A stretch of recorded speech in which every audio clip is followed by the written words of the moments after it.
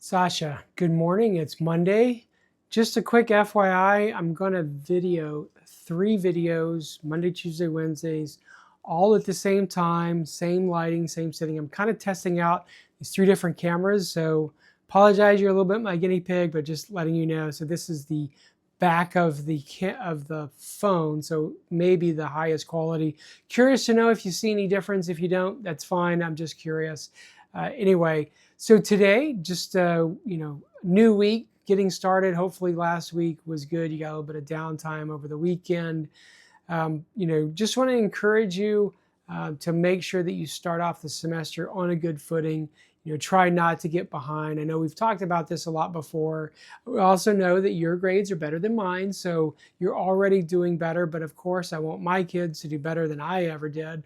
And I think you're on the right path. But again, let me encourage you that at the beginning of the semester, always try to get ahead as much as possible, because invariably things happen. You're going to be competing, you're going to be traveling, you're going to miss probably some classes. And just realize that, for me personally, and maybe you don't experience this, but I've always experienced just the longer the semester went, kind of the more tired, the more stressed, the more overwhelmed you get. And so eventually, like, even if you're ahead, it seems like you slowly get back to where you're on track, and then maybe even get behind. And as an instructor, I can tell you that the students that always seem to be doing the best and getting all the material and getting the best grades were always the ones that were working ahead. They were the ones that came to class to ask questions, not to have me teach them, because they had already read the lesson the night before. They'd tried a few problems. They were ready to discuss and ready to ask questions so that they fully understood.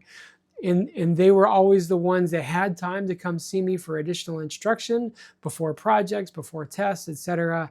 And the ones that were struggling more on their grades tended to be the ones which were kind of late with everything. They wouldn't ask questions. It was clear they hadn't really prepared for the class. And so again, just want to encourage you to be getting ahead in the semester as much as possible, so that invariably as the semester drags on, energy wanes, you may be able to just keep up. All right, we love you. Looking forward to seeing you at a competition. Hope you have a great week.